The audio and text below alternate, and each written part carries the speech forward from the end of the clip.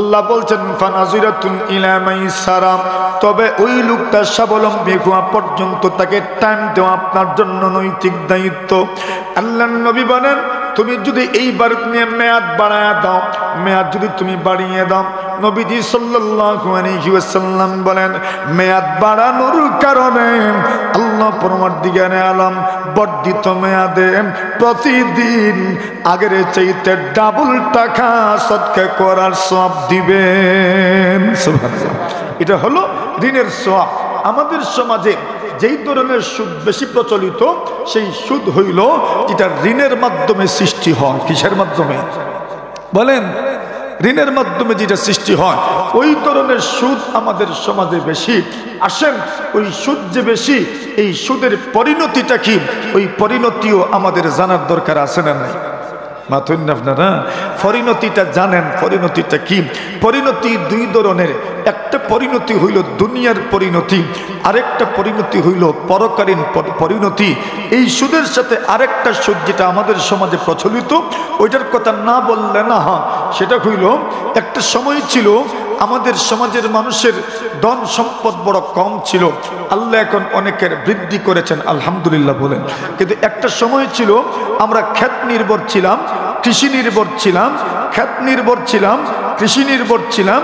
আর ওই সময় বাদলিও বেশি হইতো, সব মানুষের উঘারে আর টাইলে বেশি ধান থাকতো না। তো গরিব মানুষ এরা ধনী মানুষের কাছ থেকে দান ঋণ আনত। কি আনত?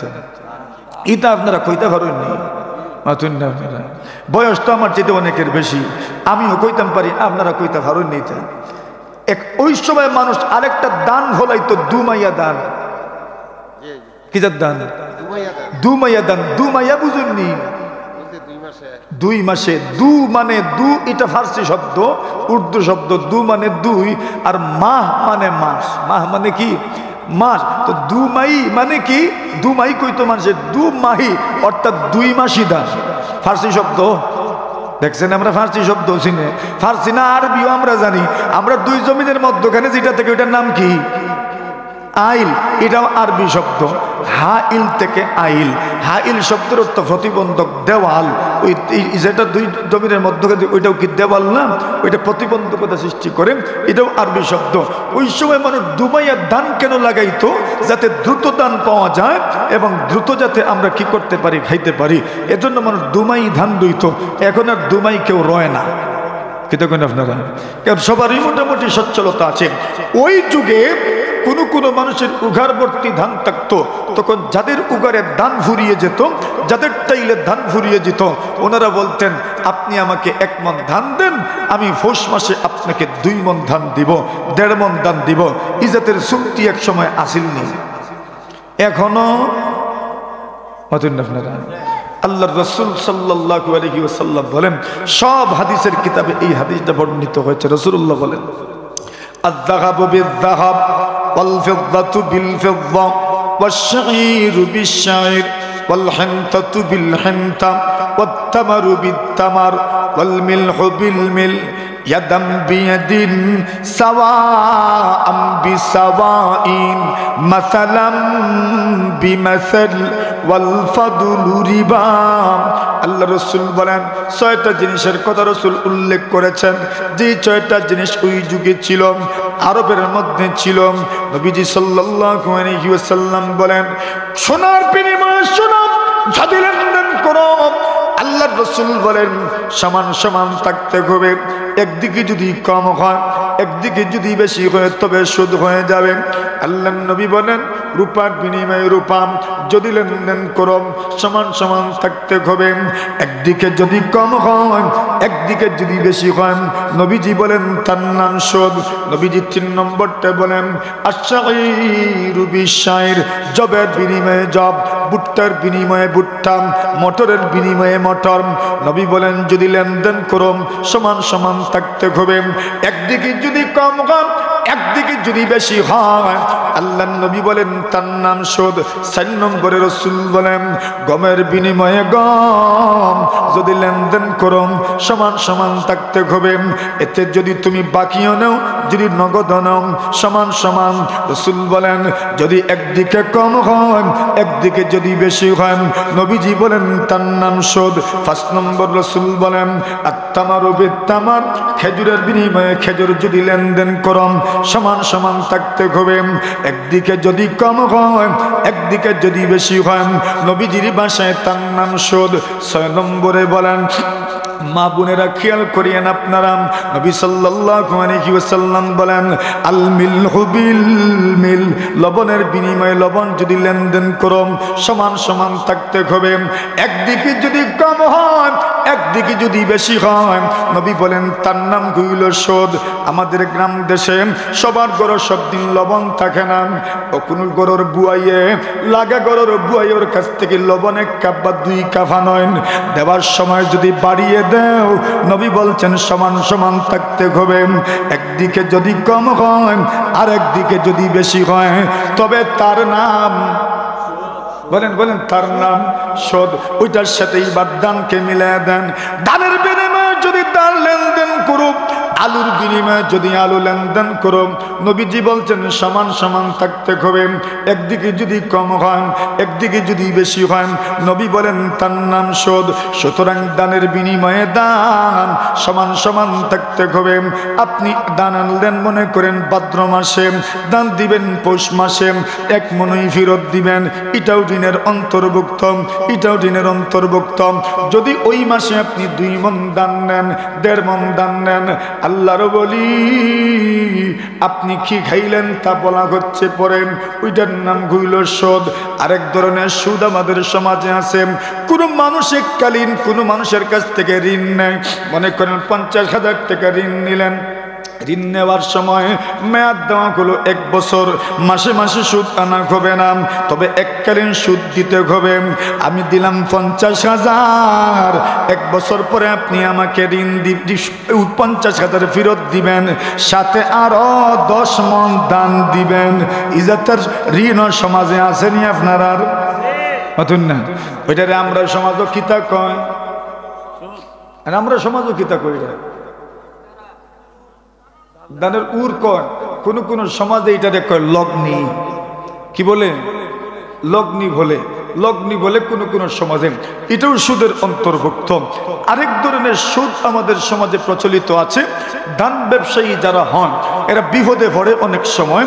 মনে করেন সমাজে যারা মনে করেন কিছু আপনার মধ্যবিত্ত যারা, এদের তো অভাবের কোনো শেষ থাকে না, ওদের প্রতি খেয়াল রাখেন। স্বাবলম্বী যারা মধ্যবিত্ত কাউকে বলতেও পারে না, সহ্যও করতে পারে না, এজন্য মধ্যবিত্তদের প্রতি খেয়াল রাখা সবচেয়ে বেশি জরুরি। মধ্যবিত্ত মানুষটা আমরা আপনারা দান কয় ফসল কিদা কিদা আউসার হাই আশরণ কোন মাসও বড়ুয়া 3 নম্বর ফসল, এটা কই মনে পড়ে। আশ্রণ কোন মাসও? বৈশাখ।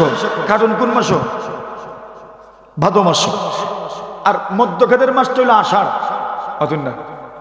এজন্য মানুষ বলে কারু 8 মাস, অতুন না?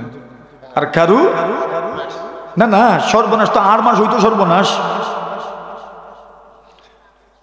হ্যাঁ, কারু আগর মাস আর কারু সর্বনাশ।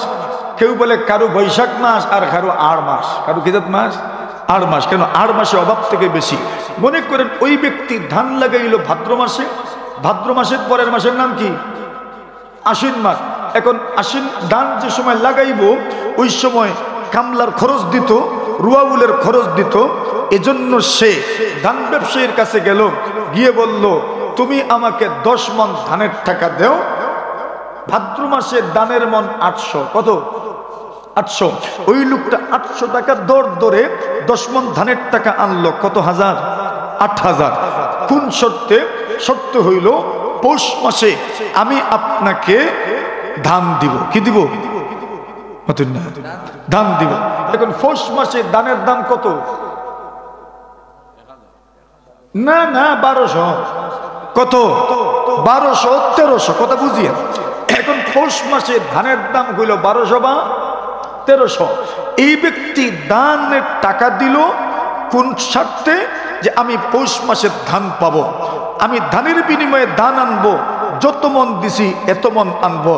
শরীয়ত এই ধরনের ব্যবসাকে প্রথম যুগে না জায়েজ বলেছে। কি বলেছে? কথা বুঝছেন খুব ভালো করে। এই ধরনের ব্যবসা বুদ্ধি যুক্তি বিবেকের আলোকেও না জায়েজ হওয়ার কথা। কেন? দুনিয়ার স্বাভাবিক নিয়ম অনুযায়ী পণ্য নগদ হয়, মূল্য বাকি থাকে। কি থাকে? মূল্য বাকি থাকে। কিন্তু এই ব্যবসার মধ্যে মূল্য নগদ, পণ্য বাকি। আপনি পৌষ মাসে যে দান দিবেন, আল্লাহ না করুক যদি আপনার বৃষ্টি বাদলে দান নিয়ে যান, বৈশাখ মাসের আগে চৈত্র মাসে বা বৈশাখ মাসে যদি বন্যা হয়, গুরু কাটবেন তো কোন মাসে? বৈশাখ মাসে। যদি বন্যায় আপনার দান নিয়ে যায় তো দিবেন কেমনে দান করে? এই জন্যই শরীয়ত এই ধরনের লেনদেনের অনুমতি দিতে চায় না। কিন্তু পরবর্তী যুগে রাসূলুল্লাহর জীবদ্দশায় যখন দেখলেন মানুষের বড় প্রয়োজন, তখন নবীজি বললেন শর্ত সাপেক্ষে জায়েজ। কি শর্ত সাপেক্ষে জায়েজ? শর্ত কি? সবগুলো শর্তের মূল ভিত্তি হইল ঝগড়া যেন না হয়। কি না হয়? ঝগড়া যেন না হয়। শর্ত কি? শর্তের প্রথম শর্ত হলো কোন মাসে দিবেন এটা উল্লেখ করতে হবে, তারিখ ঠিক করতে হবে। কোন জায়গায় দিবেন ওই জায়গা ঠিক করতে হবে। কি জাতের ধান দিবেন ওইটাও ঠিক করতে হবে। সুবহানাল্লাহ কই দেন কেন? নতুবা ভেজাল লাগবো। কেউ দিব এক আশায় আসামি দিব, আর এর দিলেই যে 14 নম্বরটা। কত নম্বরটা? 14 নম্বর একটা আসেনি, আমি যে কইলাম আসেনি, এটা লাল না? লাল 11 নম্বর। এখন এর মনে আসা আসামি পাইতো, আর আপনি দিলেন কোনটা? 14 বা 11 নম্বর। মাইল লাগবো নি এখন? এজন্য বলছেন কোন ধরনের দান দিবেন ওইটা উল্লেখ করতে হবে। একটা সময় ছিল মনের হিসাব ছিল না, ওই যুগে হিসাব ছিল হের ফুরা। এটা হের ফুরা। সব এলাকার ফুরা সমান না। আপনাদের এলাকায় কয় ফুরায় মন? ও দেখছো না, কেউ কইছে 4 ফুরা। এর মানে না না, ওই যে বলছে 4 ফুরা তার এলাকায় 4 ফুরাই মন, আর আপনাদের এলাকায় কয় ফুরায় মন? আমরার এলাকার 6 ফুরায় মন। কয় ফুরায়? সুতরাং ওই যুগে এই শর্তও ছিল কোন এলাকার হিসাব মতো দিবেন ওইটা উল্লেখ করতে হইতো। কেন? নতুবা এই ব্যক্তির মনে মনে হয়তো আশা 4 ফুরাওয়ালা মন, যে 4 ফুরার যাদের মন হয় ওই এলাকার ফুরার হিসাব ধরছে, আর আপনি মনে মনে নিয়ত করছেন মশাদানোর ফুরার হিসাব দিয়ে দিবা, দেওয়ার সময় মাইল লাগবো নি। এজন্য বলছেন কোন এলাকার হিসাব মতো দিবেন ওইটা উল্লেখ করতে হবে। এখন আর ওইটা জরুরি না। কেন? এখন ফুরা যতই বেশ কম হোক, মন 40 কেজি হয়। কত কেজি? 40 কেজি হয়। এজন্য ওইটা কোনো গুরুত্বপূর্ণ বিষয় না। তাহলে আসেন ওইটাকে শরীয়তের পরিভাষায়, ফিকহের পরিভাষায়, ফতোয়ার পরিভাষায় বাইআয়ে সালাম বলে। নিয়ম মতো জায়েজ হওয়ার কথা ছিল না, কারণবশত জায়েজ। বুঝে থাকলে বলুন তো, এই লোকটা ঋণ আনলো কোন মাসে? ভাদ্র মাসে। দান দিব কোন মাসে? পৌষ মাসে। পৌষ মাস আসার পরে এখন দেখা গেল তার কাছে দান নাই। কি নাই? দান নাই। এখন ব্যবসায়ী চাপ দিছে দান দেও। এখন কয় দান নাই তো, দান নাই তো কিতা করে? তোর টাকা দাও। টাকা দিলে কত দিত? ওইটাই সুদ। ওইটাই কি? সুদ। আপনি দান যত দামে দিছেন, টাকা আনলে সেম দাম আনবেন। 5 টাকাও যদি বেশি আনেন সুদ। 5 টাকা বেশি আনলেও কি? 5 টাকা যে কইলাম, 2 টাকার কথা কইলাম না যে আমি, এর কারণ আছে। 5 টাকার নোটের মধ্যে দেখবেন লেখা থাকে চাহিবা মাত্র ইহার বাহককে দিতে। ওইটা 5 টাকার নোট থেকে শুরু হয়। 1 টাকার নোট আর 2 টাকার নোটে ওইটা লেখাই থাকে। সুতরাং শরীয়ত যেমন ভাবে বলে 1 মুষ্টি চাউল 2 মুষ্টি চাউল এতটুকু বেশ কম, শরীয়ত সহ্য করে। আমাদের উর্ফ সমাজেও 1 টাকা 2 টাকার বেশ কম, এটা এলাও। এজন্য এটার মধ্যে লেখা থাকে না চাহিবা মাত্র ইহার বাহককে দিতে বাধ্য থাকিবেন। ওইটা শুরু হয় কোন টাকা থেকে? 5 টাকার নোটের থেকে। দেখেন বাইর করে ভালো, যদি 2 টাকার নোট থেকে লেখা নাই, 5 টাকার নোট থেকে শুরু হয়। আচ্ছা আসেন, এখন 5 টাকাও যদি বেশি এনে তবে তা কি? সুদ। এখন প্রশ্ন জাগতে পারে, তো ব্যবসায়ী ঠকতো নি? না না, ঠকতো কি লাগে ব্যবসায়ী? ইসলামকে ঠকতো করে দিছে? ইসলাম কাউকে ঠকায় না। যেই ব্যক্তি 1300 টাকা মন দিতে পারে, বুঝা গেল তার মন আছে দেওয়া, তো আপনি বলেন 1300 টাকা যখন আমাকে দিতে চাও, 1300 টাকা মন করে দান কিনে দাও, সমস্যার সমাধান। নতুন না আপনারা? 1300 টাকা যদি তুমি দিতে পারো, তো 1300 টাকা আমাকে সরাসরি দিও না, দান কিনিয়ে দাও, তো হয়ে গেল। সত্যি কেউ বাঁচলেন, ধানও পাইলেন। এইবার আপনি ওই দান 5000 টাকা মন যদি বিক্রি করেন, শরীয়ত বলে অসুবিধা নাই, এটা তোমার লাভ। জোরে বলেন সুবহানাল্লাহ। আসেন, এই কথাগুলো বলার পরে এইবার আসেন এর পরের কথাটা আলোচনা করি। এখন সুদ 60 ধরনের সুদ বুঝলাম। কয় ধরনের? এই 60 ধরনের সুদ ওই আপনার আমরার সমাজও আসেনি। না তো না রে ভাই, আসেনি আমরা সমাজও। থাকতো কি দেখেন আপনারা? জোরে কয়েন রে ভাই একবার। থাকতো। কেন থাকতো না ওই কথা এখন শোনাচ্ছি আমি। আল্লাহ বলেন ইয়ামহাকুল্লাহুর রিবা ওয়া ইউরবিস সাদাকাত। কোরআনে মাজিদের সূরাতুল বাকারার 276 নম্বর আয়াত। শুধু অনুবাদটা বাড়ি গিয়ে পড়ে নিয়েন। 75, 76, 77, 78, 79 এই 5টা আয়াতের অনুবাদ যদি কোরআন মাজিদ থাকে, অথবা ডাউনলোড করে অনুবাদটা শুধু পড়ে নিয়েন। আমি তিলাওয়াত করে যাচ্ছি, অনুবাদটা করছি, শুনেন মন দিয়ে। আল্লাহ কি বলেন? ইয়ামহাকুল্লাহুর রিবা ওয়া ইউরবিস সাদাকাত। আল্লাহ বলেন আল্লাহ সুদকে মিটিয়ে দিয়েছেন। আল্লাহ সুদকে মিটিয়ে দিবেন। সুদের মাধ্যমে যা উপার্জন করবেন ওইগুলো কোনো স্থায়িত্ব নাই, মিটে যাবে। ওয়া ইউরবিস সাদাকাত। আল্লাহ বলেন সদকা যদি দিতে পারো, আল্লাহ এর মাধ্যমে শুধু বাড়াতে থাকবেন, বাড়াইতে থাকবেন। সুদের টাকা যদি আনো, আল্লাহ শুধু মিটাইতে থাকবেন, কমাইতে থাকবেন। বাচ্চা খ্রিস্টতে তো আপনি দেখেন সুদের মাধ্যমে টাকা বাড়ে, কিন্তু আপনাদের নবীজি বলেন, আমার নবীজি বলেন ফা ইন্না আকিবাতাহু তাসিরু ইলা কুল্লি। নবীজি সাল্লাল্লাহু আলাইহি ওয়াসাল্লাম বলেন, যারা সুদ খায় শেষ পর্যন্ত তার সম্পদ কমতে থাকে, কমতে থাকে। এটা হলো দুনিয়ার অর্থনৈতিক ক্ষতি। দুনিয়ার এরপরে 2 নম্বর ক্ষতি হইল। আব্দুল্লাহ ইবনে মাসউদ বলেন, গভীর মনোযোগ দিয়ে কথাটা শুনেন। রাসূলুল্লাহ সাল্লাল্লাহু আলাইহি ওয়াসাল্লামের সাহাবী আব্দুল্লাহ ইবনে মাসউদ বলেন, লাআনা রাসূলুল্লাহ সাল্লাল্লাহু আলাইহি ওয়াসাল্লাম আকিলার রিবা ওয়া মুকিলাহু ওয়া শাহিদাইহি ওয়া কাতিবাহু। নবীজি বলেন, যারা সুদের সঙ্গে জড়িত 4 ধরনের মানুষের উপর নবীজির অভিশাপ, নবীজির অভিশাপ, নবীজির অভিশাপ, নবীজির অভিশাপ। একবার তো নাউজুবিল্লাহ বলেন। আল্লাহর নবীর সাহাবী আব্দুল্লাহ ইবনে মাসউদ বলেন, না রাসূলুল্লাহ সাল্লাল্লাহু আলাইহি ওয়াসাল্লাম আকিলার রিবা।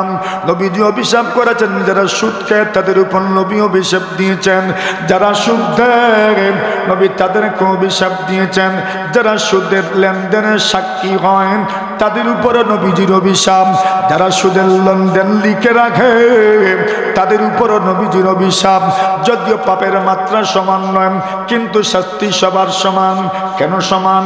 উলামায়ে কেরাম উদাহরণ দিয়ে বলেন, কোন মানুষ যদি বিদ্যুতের তারে লেগে যায়, যে ব্যক্তি বিদ্যুতের তারে প্রথমে ধরল সে তো বড় অপরাধী। ওই ব্যক্তিকে ছুটানোর জন্য কেউ যদি তার গায়ে হাত লাগায়, এরপরে যদি আরেকজন ছুটানোর জন্য হাত লাগায়, এরপরে আরেকজন যদি ছুটানোর জন্য হাত লাগান, সেও লাগব। ধরার ক্ষেত্রে তো সমান নয়, কিন্তু কারেন্টে গ্রেফতার করার ক্ষেত্রে তো সবাই সমান। কেন সমান? এটার যেই কারণ, সুদের সঙ্গে যারা জড়িত, যারা সুদ খান এরাও নবীর অভিশাপ প্রাপ্ত। যারা সুদ দেন এরাও নবীজির অভিশাপ প্রাপ্ত। যারা সুদের সাক্ষী হয় এরাও নবীজির অভিশাপ প্রাপ্ত। যারা সুদের কথা লিখেন এরাও নবীজির অভিশাপ প্রাপ্ত। এই জন্য পরীক্ষা করলে দেখবেন যারা সুদ খায় এদের চেহারার মধ্যে কোনো হাসি খুশি দেখা যায় না, সারাটা বছরই মনে হয় গত বাড়ি সেরা। কেন? নবীর অভিশাপ। কার অভিশাপ? নবীর অভিশাপ। বলেন এখন, বুঝে থাকলে বিবেক থাকলে বলেন, যেই ব্যক্তিটার উপর নবীর অভিশাপ ওই ব্যক্তি দুনিয়াতে শান্তিতে থাকবে বলে আপনাদের বিশ্বাস হয় না?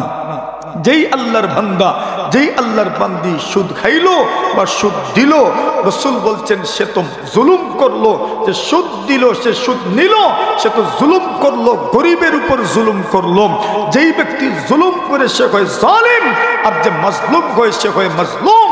রাসূল বলছেন জালিমের বিরুদ্ধে মাজলুম যখন বদদুয়া করে আল্লাহ তার বদদুয়া কবুল করে নেন। যারা সুদখোর হয় এদের অন্তরটা ভালো থাকে না, এদের অন্তর কালো হয়ে যায়। ওই মানুষগুলোর অন্তরে গরিবের প্রতি কোনো দয়া থাকে না, মহব্বত থাকে না। গরিবের রক্ত চুষে এরা বড় হয়, আঙ্গুল ফুলে কলা গাছ হয়। যেই ব্যক্তির অন্তরে গরিবের প্রতি দয়া থাকে না, সমাজের প্রতি দায়বদ্ধতা থাকে না, ওই ব্যক্তি সমাজের কোনো আদর্শ মানুষ হতে পারে না। এই জন্য সমাজের মানুষ তাকে সম্মান করে না।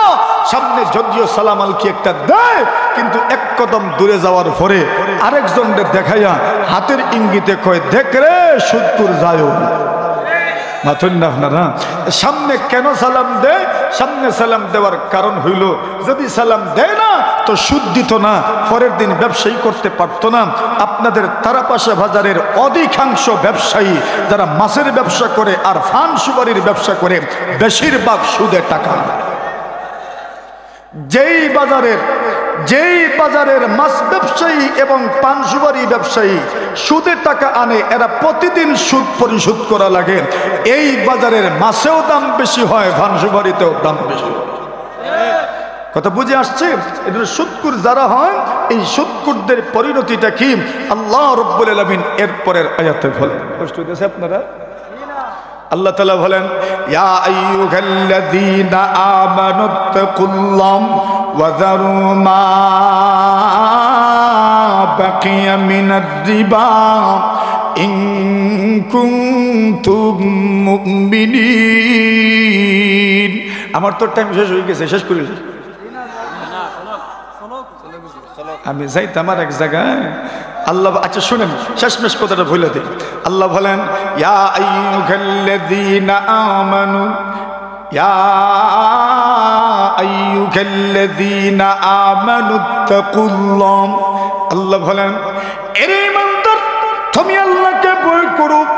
এরে বিশ্বাসী মানুষ, তুমি আল্লাহকে ভয় করো। ওয়া যারু মা বাকিয়া মিনার রিবা। আয়াতের দিকে খেয়াল রাখেন। আল্লাহ বলেন, ওয়াযারু মা বাকিয়া মিনার রিবা, তুমি অবশিষ্ট সুদ ছেড়ে দাও, অবশিষ্ট সুদ ছেড়ে দাও। কি বুঝাইলেন আল্লাহ? ওই লোকটা হয়তো শয়তানের দুকায় পড়ে, নফসের দুকায় পড়ে, মানুষের প্ররোচনায় পড়ে সুদের সঙ্গে জড়িত হয়ে গিয়েছিল। এইবার যখন ওয়াজ শুনবেন, ওয়াজ শোনার পরে তার তো মনে আসবে সুদে আমার যাওয়া উচিত হয় নাই, ফিরে আসতে চান। তখন তার মনে হবে, আরে আমি তো কিছু সুদ খেয়ে ফেললাম, এখন গেলেই কি আর না গেলেই কি। আল্লাহ বলেন, না না, এই মুহূর্তে তুমি সুদ ত্যাগ করো, এই মুহূর্তে তুমি সুদ ত্যাগ করো, এই মুহূর্তে তুমি সুদ ছেড়ে দাও।